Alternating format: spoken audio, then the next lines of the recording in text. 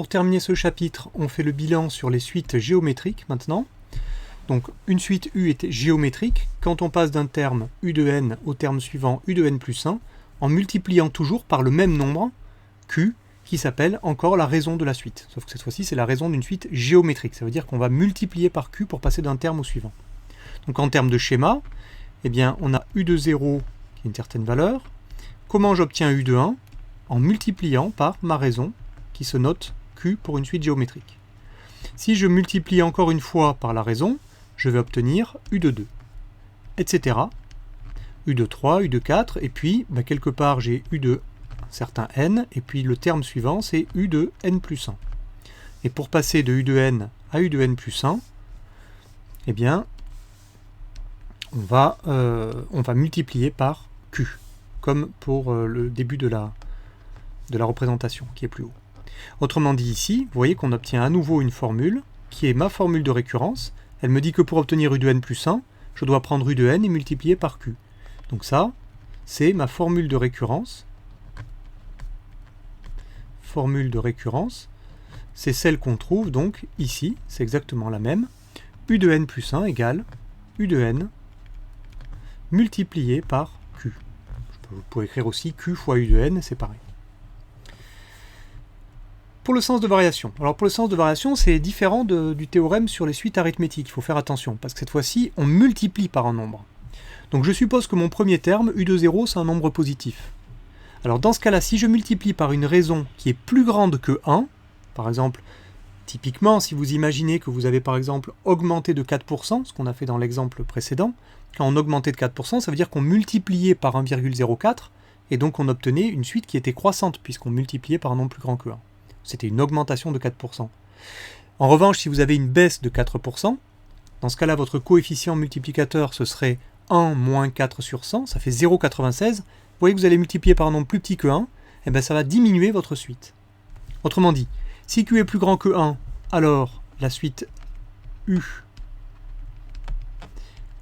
qui est géométrique, est croissante. Vous voyez que ce n'est pas le même critère que pour les suites arithmétiques. Pour les suites arithmétiques, il fallait que la raison soit positive pour que la suite soit croissante. Pour les suites géométriques, il faut que la raison soit plus grande que 1. Et puis si Q est compris entre 0 et 1, par exemple 0,9, 0,1, alors on va avoir une suite décroissante. La suite U est décroissante. Et enfin, dernier cas de figure, si Q égale 1, ça veut dire que je multiplie par 1 pour passer d'un terme au suivant. Mais multiplier par 1 en nombre, ça ne le modifie pas. 3 fois 1, ça fait 3. 4 fois 1, ça fait 4, etc. Autrement dit, si je multiplie à chaque fois par 1, je ne modifie pas ma suite.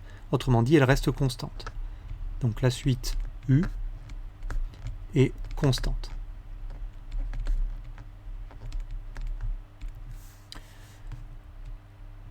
Pour la représentation graphique, vous voyez que les points ne sont plus alignés cette fois-ci. Alors, quand la raison ici, qui est 2, est plus grande que 1, ici vous voyez que Q est plus grand que 1, sur cette représentation graphique, on a bien une suite qui est croissante, et les points sont de plus en plus hauts, si vous voulez, une suite croissante, et qui ne sont plus alignés, comme c'était le cas pour les suites arithmétiques. Et puis lorsque la raison, qui est ici plus petite que 1, c'est-à-dire comprise entre 0 et 1, Q est compris entre 0 et 1, alors dans ce cas-là, on obtient une suite qui est décroissante, on a un nuage de points qui se rapproche de l'axe des abscisses ici.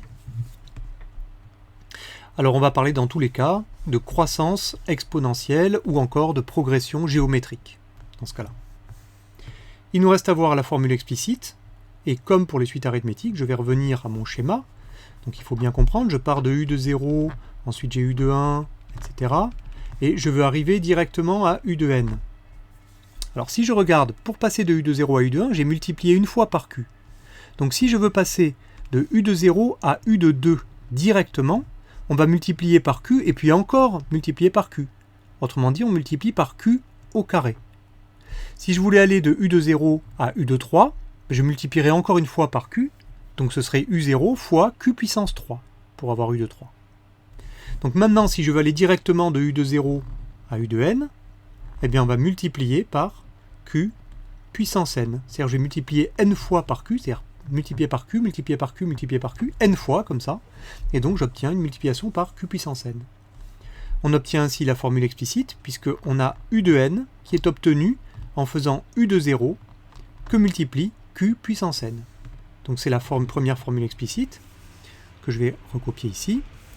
Si le premier terme est u de 0, alors u de n c'est u de 0 fois q puissance n. Donc là, il faut la connaître par cœur cette formule. Et si maintenant je pars non pas de u de 0 mais de u de 1, vous voyez ce qui va se passer, je multiplie une fois de moins par q pour passer de là à là, c'est-à-dire je multiplie par q n moins une fois de moins que quand je partais de u de 0. Et donc ça me dit que u de n c'est u de 1 fois q puissance n moins 1. Donc je vais l'écrire ici, u de n égale u de 1 fois q puissance n moins 1. Donc ces formules, c'est pareil, il faut les connaître par cœur, elles sont très utiles.